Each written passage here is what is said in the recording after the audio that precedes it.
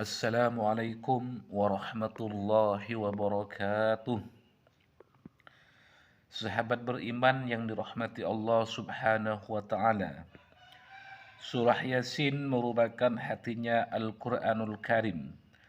Barang siapa yang membaca surah Yasin setiap hari, baik di pagi hari, siang hari maupun pada malam hari, akan mendapatkan pahala seperti ganjaran membaca Al-Quran 10 kali. Wallahu alam. Amalan membaca surah Yasin setiap malam, maka pada pagi harinya dosanya akan diampuni oleh Allah Subhanahu wa taala. Sebagaimana sabda Rasulullah sallallahu alaihi wasallam, "Man qara'a Yasin fi lailatin asbaha maghfuran lah," yang artinya barang siapa membaca surah Yasin di malam hari, maka pagi harinya dosanya akan diampuni oleh Allah Subhanahu wa taala. Amin amin ya rabbal alamin. Surah Yasin memuat 3 hal pokok, yaitu keimanan pada hari kebangkitan, kisah penduduk desa, dan dalil-dalil yang menunjukkan bahwa Allah itu Maha Esa. Selain itu, surah Yasin mengungkapkan tentang surga dan sifatnya yang disediakan bagi orang-orang mukmin. Jika dibaca pada waktu pagi, maka memperoleh kebahagiaan, kegembiraan sampai sore hari. Dan jika dibaca di sore hari, maka bisa gembira pula sampai pagi hari.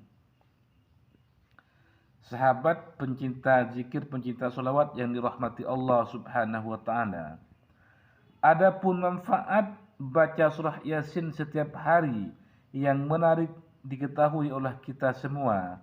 Yang pertama adalah dilancarkan rezekinya.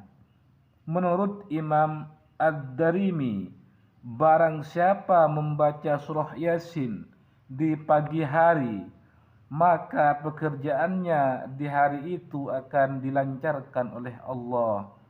Dan bila dibacanya di akhir hari, maka tugasnya hingga pagi hari berikutnya akan dimudahkan juga oleh Allah Subhanahu wa taala. Yang kedua adalah memperoleh ampunan dari Allah Subhanahu wa taala. Inilah sebabnya banyak orang-orang mendoakan orang lain yang sudah meninggal dengan membacakan Yasin, terutama jika terus mengamalkan surah Yasin, maka dosa besar pun akan diampuni oleh Allah Subhanahu wa taala. Subhanallah. Seperti yang diungkapkan Abu Hurairah radhiyallahu anhu berdasarkan hadis yang diriwayatkan At-Tabrani dan Al-Baihaqi. Barang siapa yang membaca surah Yasin pada malam hari dengan mengharapkan keridhaan Allah Subhanahu wa taala, maka diampuni dosa-dosanya. Subhanallah, Masya Allah. Dan yang ketiga adalah membantu di saat sakaratul maut agar lebih mudah. Sebagaimana dijelaskan dalam tafsir Al-Quranul Azim, membaca surah Yasin di samping mayat akan menurunkan banyak berkah dan menurunkan banyak rahmat dan memudahkan keluarnya ruh. Dan disunnahkan membaca surah Yasin di samping orang yang sedang menghadapi kematian. Dan yang keempat adalah manfaat dari sering membaca surah Yasin setiap hari.